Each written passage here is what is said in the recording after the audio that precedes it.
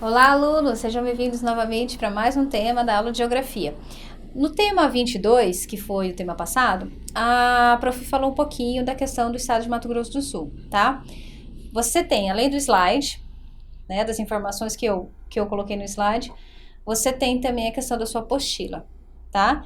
E também, é claro, você como um bom aluno, você vai dar uma pesquisada a mais, na hashtag Fica a Dica. Bem, hoje nós vamos falar um pouquinho sobre a questão da população brasileira, tá?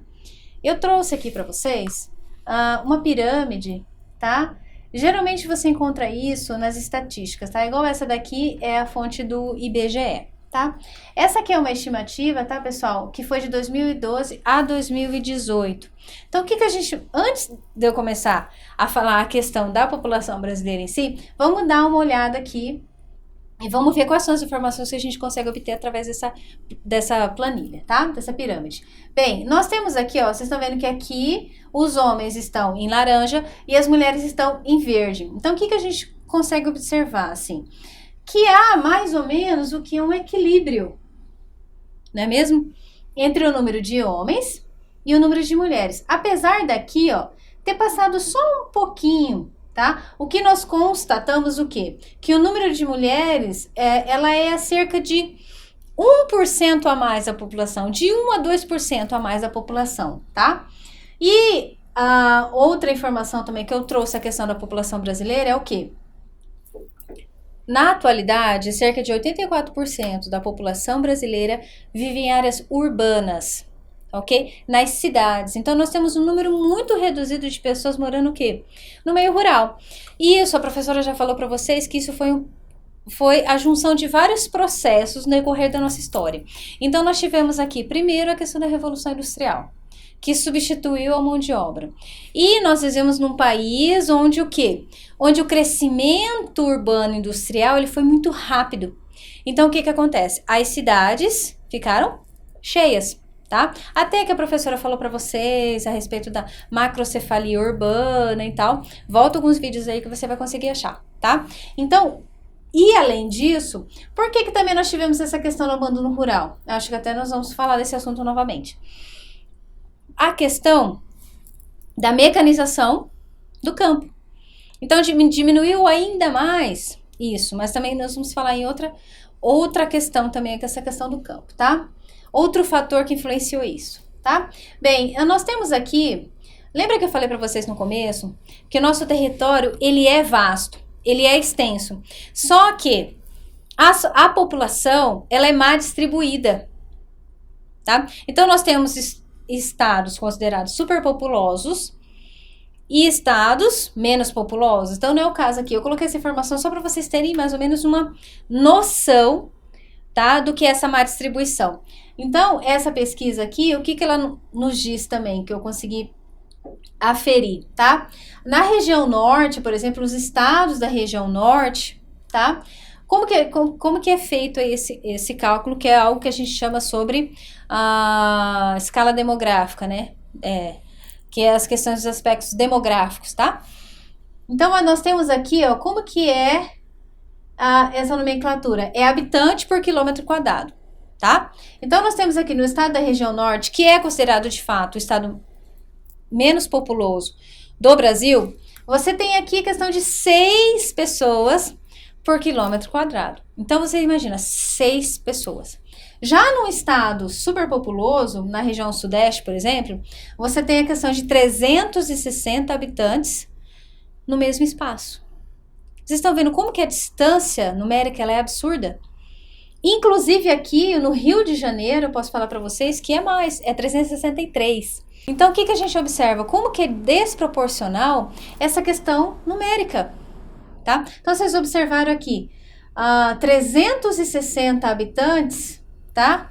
Por metro quadrado, por quilômetro quadrado. Então, quer dizer, por quilômetro quadrado. Então, enquanto no Nordeste nós temos a questão de 6 pessoas, no Centro-Oeste, na região Sudeste, nós temos a questão de 360. Poxa, por que isso, professora? nós sabemos que a questão do desenvolvimento, tá? E da questão dos serviços e da qualidade de vida influencia muito. Então, às vezes, serviços de transporte, serviços de educação, serviços de moradia, tudo isso interfere na opção, tá? Do indivíduo escolher um lugar para morar. Tá ok, pessoal? Aqui eu coloquei uma outra tabela só para ilustrar a questão aqui do crescimento da população. O que acontece? Alguns fatores que os estudiosos estão observando, fatores comportamentais que estão alterando essa questão do crescimento populacional.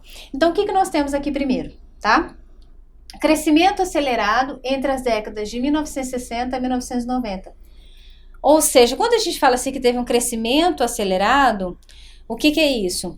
É que a taxa de natalidade do país, né, ou seja, a questão de natalidade, de morte, né, ela foi praticamente zero, ela foi pequena. Então, o que acontece? Quando o país tem alta taxa de natalidade, o que é? Que nasceram muitas pessoas e a taxa de mortalidade caiu. Mas isso aqui interfere nessa década, interfere o que? A questão da melhoria de qualidade de vida. Então, e nessa época, né, a estimativa de filho por mulher era o quê? 6 filhos. Cerca de 6 filhos. Em 1940, a mulher tinha cerca de 6 filhos. Então, você considera a questão da melhoria da qualidade de vida, a questão da melhoria da saúde, né? Então, quer dizer, nasceram mais bebês, né? Nasceram mais bebês, que essa questão da taxa de natalidade aumentou. E a taxa de mortandade, que a gente fala, né? De mortalidade, ela diminuiu. Então, o que aconteceu? A população aumentou. Tá? Então, nós ainda, na atualidade, nós ainda somos considerados um país jovem, mas eu vou mostrar um gráfico aqui para vocês, para a gente debater isso. Bem, e hoje, o que acontece? Essa aqui é uma estimativa até 2060. O que vai acontecer? Essa taxa de mortalidade, ela ainda vai cair mais. Ou seja, é uma probabilidade de todos os bebês que vierem a ser gerados nasçam com saúde, né? A taxa de fecundidade, só que em contrapartida tem a taxa de fecundidade que ela vai cair. Se hoje nós temos uma estimativa de que uma mulher, idade fértil, que é considerado de 15 a 49 anos, tenha cerca de 1,7 filho, essa estimativa vai diminuir 0,3. Ou seja, vai diminuir ainda mais o número de filhos por mulheres, tá? Então, o que acontece? Aqui, tá? Nós percebemos o quê? Uma mudança de comportamento.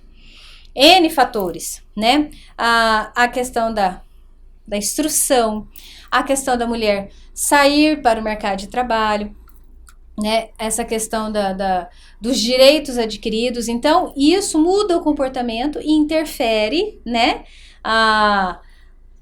Isso há anos para frente, né? Então, o que acontece? Aqui, quero chamar a atenção para vocês disso, a respeito do crescimento da população.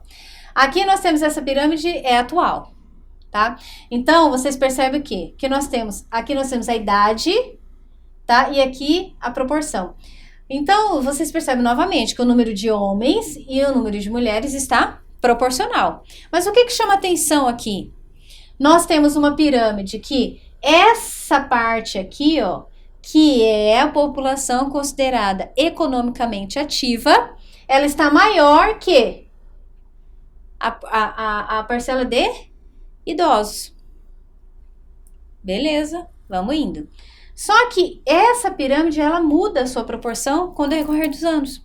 Então, o que acontece aqui, ó? Aqui, essa camada, ela já está maior aqui, ó, entre a faixa etária dos 40 aos 60 anos. E em 2060, a expectativa do IBGE é que essa pirâmide ela fica totalmente oposta da atualidade. Então, o que a gente observa?